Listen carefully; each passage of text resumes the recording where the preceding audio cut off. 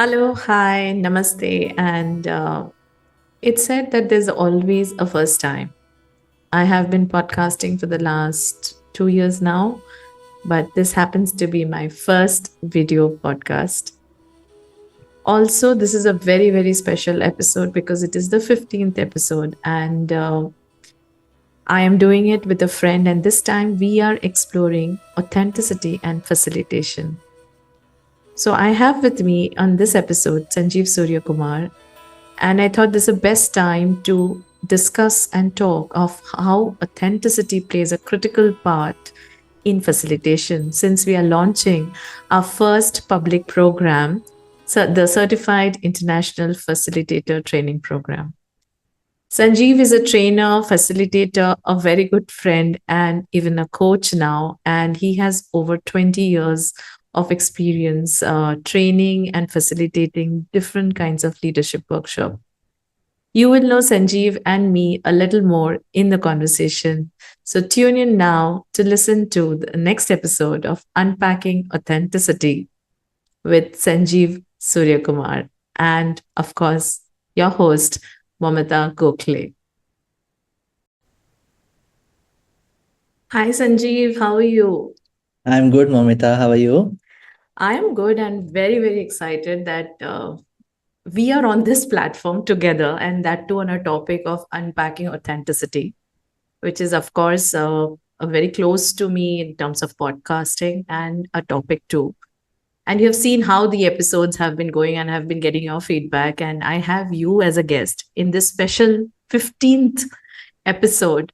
So I am very excited. Same as with me. We have been talking about this and the way the podcasts have been going on for you.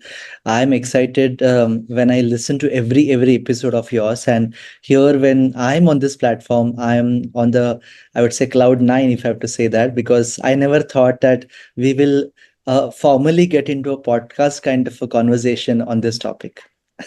Yeah, I guess we have spoken a lot on this topic otherwise, but this is the first time we are getting recorded, so we better be careful what we are talking about. And since our listeners would be all ears, Sanjeev and Momita, what are they up to again? Yeah. So today maybe we'll just look at it from a little different angle. Both of us are in the same profession, and I think that's where you and me connect a lot. The passion that we have for our training and coaching passion. Uh, Facilitation and authenticity. I think that's something that we can explore a little more. Of course, in that, obviously, Sanjeev will shine out, and obviously, you'll see some part of Momita there. So, my first question, Sanjeev, today is of course, what is authenticity according to you? And if you can connect it to your facilitation journey, Mhm. the last 20 years now that you have been facilitating, how has it been for you? Thanks for that. And yeah, it's truly been a journey. I would not want to call myself born authentic.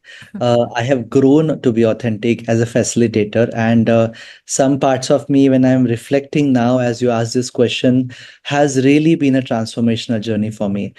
From being attached to the participant to being possessive about the content to be neutral about it, to be really for me, authenticity is about being completely observant as a data. So when I'm in the room, I'm able to look at what is happening rather than my own idea, my own thought process coming into play. And for me, it's if I get a little philosophical there, authenticity or the role of authenticity for a facilitator is to be on the shore to look at the waves going on. I'm responsible for the process, but I'm not responsible for the learning. And it's a very strong thing which I'm saying. So I'm responsible for what's happening in the room, but not for what they are going to take back from the session, because that's not in my control. So authenticity for me is to be there, is to be with them, is to sense them and give it to them like a mirror, give it to them like a real data, rather than coloring or rather than having my own thought, my own expectations, my own stance over that. And that's where I combine authenticity and facilitator as a role. Wow, that is a powerful start. And I think now I can relate to that bit where when people give you that feedback, Sanjeev, how come you're so calm? If you're operating from the threshold, of, that way you're responsible for what you're doing, but how they are going to take it is Yeah. their own journey. I think that entire sense of your role is perceived in a very different way. Perhaps I don't operate from there, you know that very well, where I get irritated, where I get frustrated. Oh my God, what are they doing, right? And those are moments where you stand and you just smile right now, the way you're smiling. So, uh, I'm not seeing you for the first time, Sanjeev. I've been seeing you since 2006, and that's been a long time. Yeah. Any few instances or any few incidences that you want to share with our listeners today, especially people who are in our world in terms of trainers, facilitators, coaches, and also leaders who are still struggling with the fact, how authentic can I be with my team members? Mhm. So, and like I said, I'll go back and repeat this. It has been a journey for me because sometimes under the role of being a trainer, I'm consciously using the word trainer now.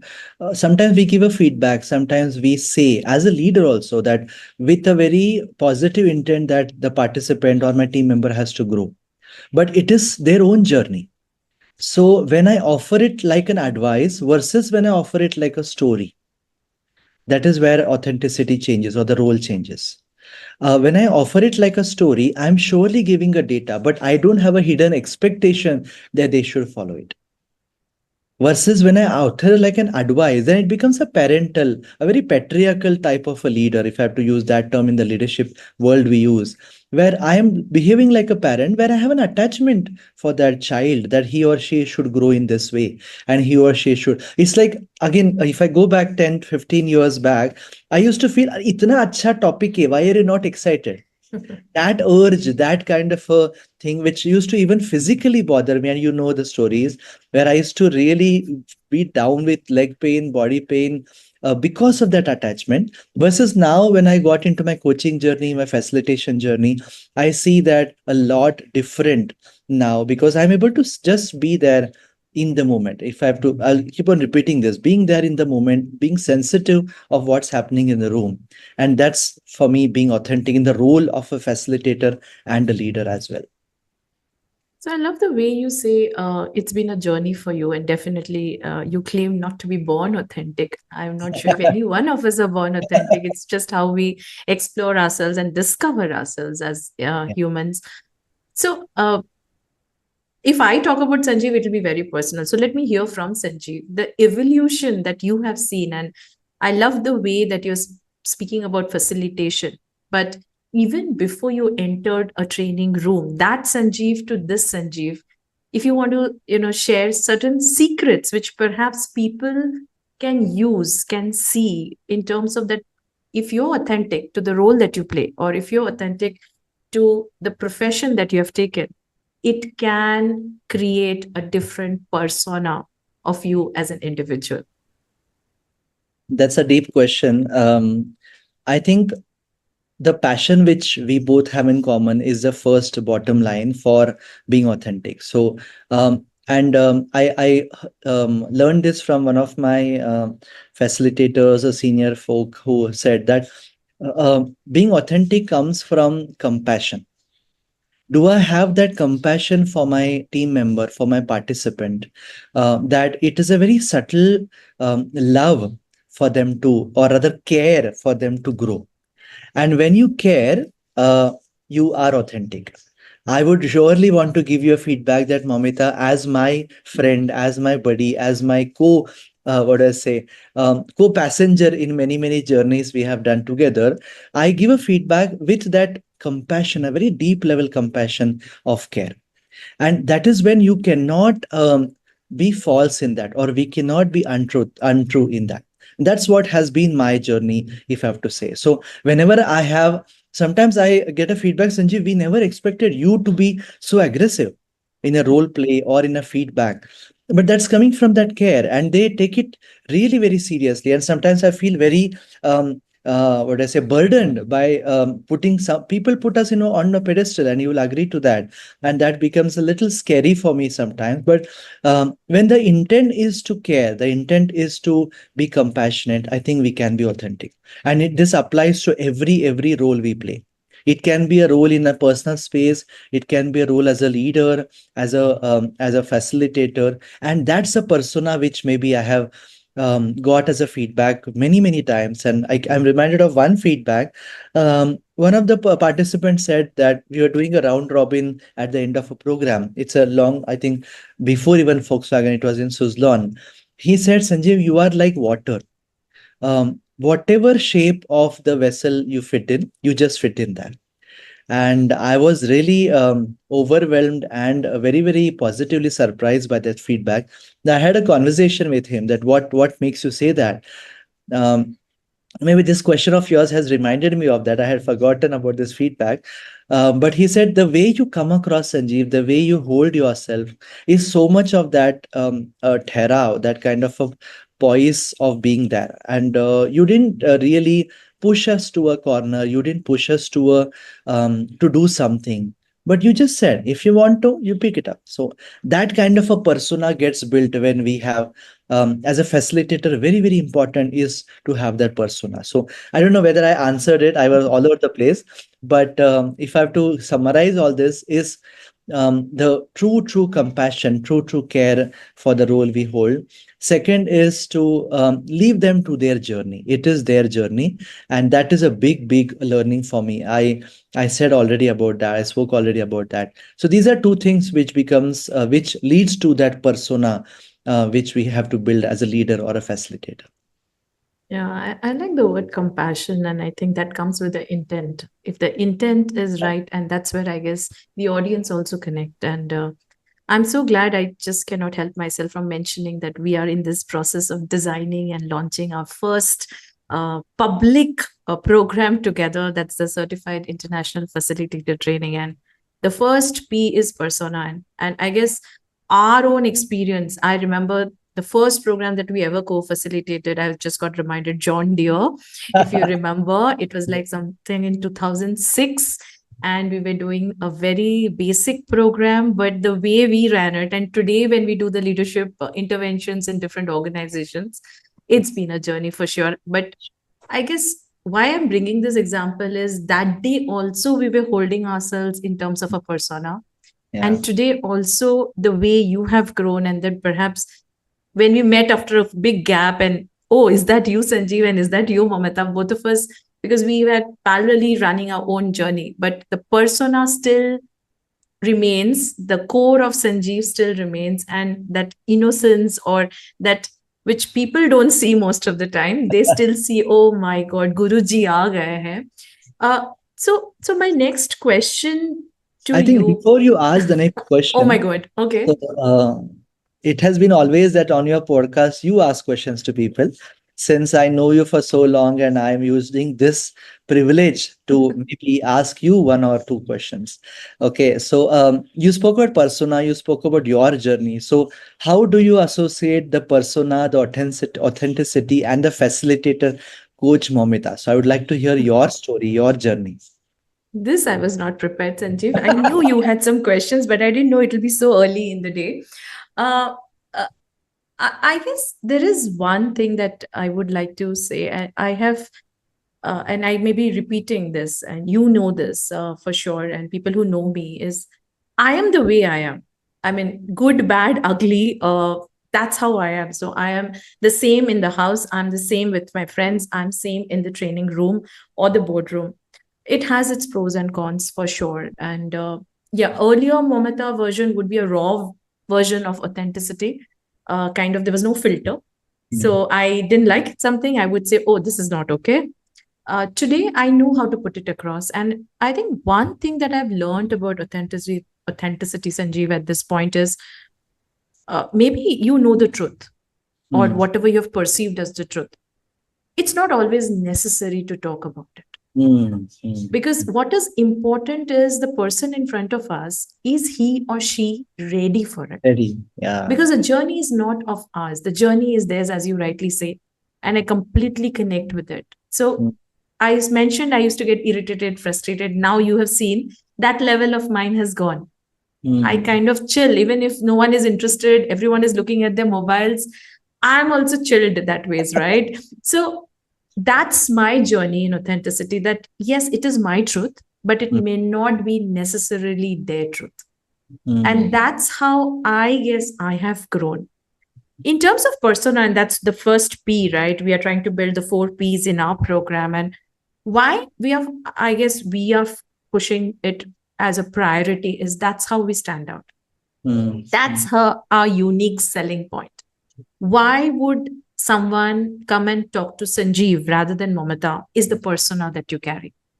So, Mm. we share those moments where certain intellectual doubts will always come to you. But when it comes to Moumita, can we take a half day leave or can we go a little early? That will be Moumita. So, you see the two of us, different personas, but I think that's how we attract people. Yeah, And that is something which is very critical for a facilitator as well as a coach and a trainer to understand what do I bring to the table? true. What is my personality? And the more I'm true to that, the more I connect, the more I'm able to deliver, and the more positive feedback that I can get. Yeah, yeah. Very interesting. And we are two different personalities the way we are. And I think we have got so much of feedback that the chemistry between you and me has really worked. And it's a poles apart but connected kind of a balance, if I have to say, in terms of the way we are. Common is, of course, compassion and passion for what we do. I have a follow-up question. You mentioned about now it's like my podcast which is happening. So I'm enjoying this. So mention about that you are in your personal space, in your role as a facilitator, you are the same. As a coach, I come across people, and I have seen many coaches, many facilitators, somewhere struggling with this, that in their some part of their life, I don't know which, they are not exactly the same. So, and that sometimes is very intriguing for me, that how they are able to, or how you are able to have that balance. So maybe that would be an interesting tip for the listeners on this podcast. Yeah, this is a tough one, not a very straight question. And I am not liking it that you are actually literally taking away my podcast role. But I'm happy that you are doing this, Sanjeev, because this is a question that often comes up. And in one of the batches, we were doing this theory on Virginia Satir of self-esteem, and somebody did point, Momita, you are not the same outside. This is what you're doing because you're a facilitator, right? Mm. Uh, so I guess as far as I'm able to accept myself the way I am, and I accept this is the truth, or Mhm. this is my choice that I've made, be it in my personal life or my professional life, I'm good. So one of Mhm. the quote that in fact, this morning only I said that the more you accept, the more it gets dissolved. So Mm. if I'm in continuous, internal conflict that, oh, Sanjeev is here and I need to behave in this way, Mm. I need to create the right impression, then I'm not being authentic at all. Mm. So if I accept, no, this is a role that I'm playing and I choose to be XYZ, I think there I'm being authentic to myself that I've chosen to be XYZ.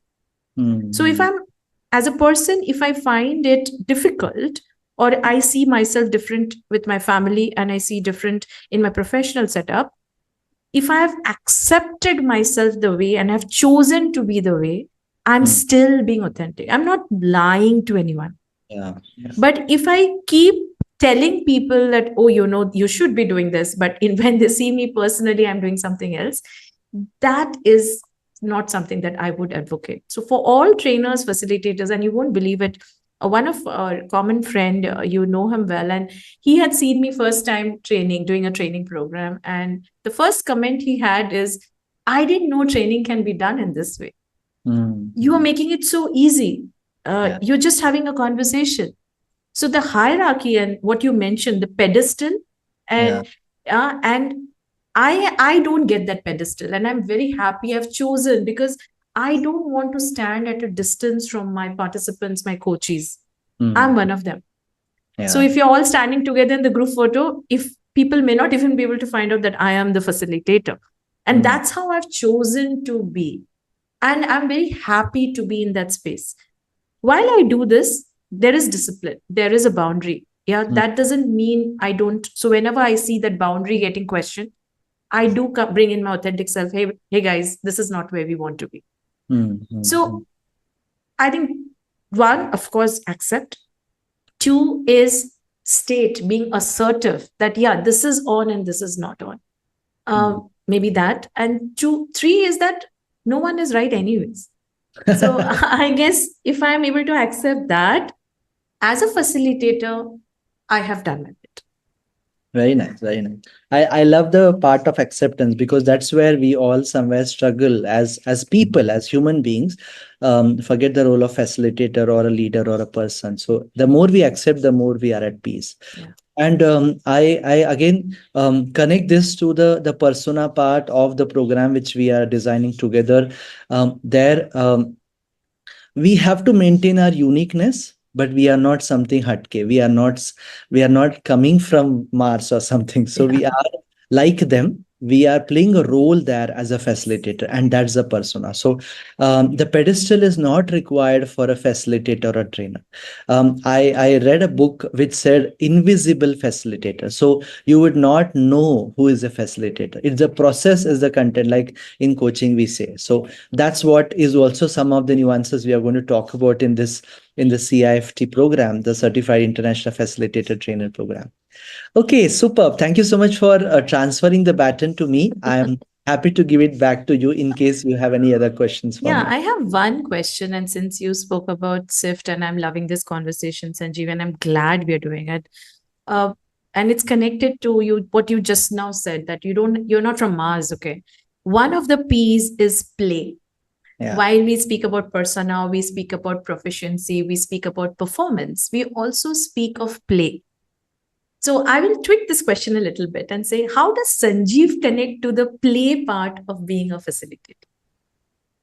Oh, so this has been a very new, I would say, I would surely want to call it feather in my hat because I was a very, I would say, disciplined, structured trainer. However, in the recent times, I don't know when this transformation happened, but I'm able to play. I'm able to be in the moment. And like one of the facilitator friend, he said that you prepare the whole night, you get up in the morning and tear out your whole session plan and enter the room. So there is a structure at the back of your mind. However, sense the room, be in the room and change it. And in the recent times, I feel very nice and proud to say that I have been able to do that. So it has been a journey for sure of being very structured, kind of minute by minute plan. And that's something that's a part of the growth of a facilitator or trainer. We all need to be structured. We all need to be planning at the right moment of time and all that. However, is the group's requirement that I have changed the whole process, the whole content, the whole slide deck, dumped everything, and just had a conversation with people. So that's what. So standing and thinking on the toes is part of play, according to me. Being sensitive to the room is part of being part of the skill of play as a facilitator. Very critical quality, according to me, because we have people who, like, crack a joke at 10:30 every day. So those are the olden days or the older way of doing training facilitation. But today it's all about play. It's all about fun. It's all about, because there is no a knowledge transfer which we are doing.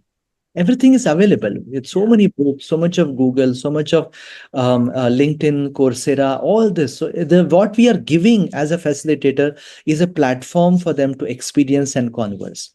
So that's how I connect to play. And thanks for kind of asking this question because I feel very proud about my growth into the zone of play now. Yeah. Yeah. I guess we are doing too much of peace, right? We started with passion, then you said compassion, and now it's like persona, play, proficiency, performance. And I'm glad that we have brought this aspect as a facilitator because, in fact, for this conversation, also, Sanjeev, we did some homework, right? I'm not sure where we are vis a vis what we had Yeah. prepared.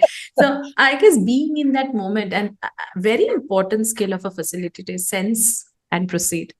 Am Yeah. I in that moment? Am I listening? Am I sensing? And these are few nuances, but maybe one quick question before we say bye bye to each other. Um, if I have to ask you, like maybe two top differentiators that has made a Sanjeev Suryakumar possible, because the competition here in this world of facilitation. Yeah. Uh, which are the two top differentiators that you think has taken you ahead in this journey? So, a very interesting and a deep question, I would say. So, it's a very reflective question. One differentiator for Sanjeev is, and that's maybe also an area which I'm not good at, and that's how it has worked positively for me. I don't go to sell. I just understand their need and propose something. I have gone to the extent of saying that, hey, Mr. Client, this is not what I do. I have somebody else who can do this for you. So, and that confidence of giving them a solution, which I don't need to do, it can be done by somebody else or it can be done internally. And I got a feedback from one of the clients. He says, Sanjeev, you are saying no to business. I said, I will do something which is not going to support you. It doesn't make sense for me and you. So, knowing what is the need and giving them is something. So, being a consultant in the true term, not sometimes the way the corporate uses the term consultant, but in the true meaning of the word consultant is what has been one of my successes. I get repeat business. I get people who go around and then come back and say that, Sanjeev, this is what we would like you to do. Second is um, again, this is something which I read from a book of facilitation, which says whose need it is. Is it your need? Is it the need of the process? Is it the need of the group? And this is something which has been a big. I also went through mentoring in my journey of facilitation, where the same question was asked by my mentor. And that has been a eureka moment for me. That has really transformed me from being a so-called trainer to begin my journey of facilitation. So I think these are two things which, of course, the passion and all that, that's something which has been, that's not a differentiator anymore now. That has been like a hygiene factor for me. But these are two which has really been a differentiator for me of in my journey of facilitation. So let me ask this question to you. What are your two differentiators? I can see that you are going to become a podcaster very soon, Sanjeev. You're competing with me everywhere. I am not going to give this platform to you. Yes, I will take that question. But before that, Sanjeev, I think I can connect to the differentiators of being authentic. Just Yes. being able to tell your client, thank you so much for this, but I am not the right person. I think that talks a lot about authenticity. And most of the time, I've seen, and we both have been on the other side where we have evaluated facilitators. In that conversation itself, you're able to find out if they are selling or if they're actually giving us advice or suggestion which works good for the business. Yes. Thanks for bringing that up. It's very, very well connected there. So for me, it's very simple. My first differentiator, I think people who know me will start laughing. Moumita, just stop it. I am vulnerable. I am, and I don't shy away from being vulnerable. So Mm. be it my emotion, be it my tantrums, be it my expectations, uh, I just talk about them. Mm. I am able to, I guess, share very, very openly and just put it on the table. Hey, you know what? I'm feeling like this. And I guess that has helped me in my coaching process also. As Mm. a coach, I'm able to give the observations. I don't think it's going well. Even, and that's been, one of my differentiator, which people, and this part of me that I will say, Yeah. and that's one of my differentiator which I think I get very, very strong and good feedback on. Mm. uh, the second differentiator, and which I have been working on myself, and I think I have reached a great level, and you will connect to me from 2006 to 2024, is my adaptability. I Mm. come across, or I came across, as quite rigid in certain things in terms of the way my life should be, the way I should behave, the way others should behave, the way a particular role should behave. I don't think I have that anymore. So if a person comes in with whatever, if the person has showed up, I'm very happy. Yeah. So, and I guess the biggest teacher in becoming adaptable is my teenage son. And I think my motherhood has helped me that rather than a facilitator, because dealing with different generations and actually being able to accept, like, things which perhaps for me, oh my god, how can one do it? So I think that's been my second differentiator, and which I'm very happy, because it's given me a great way in the training room.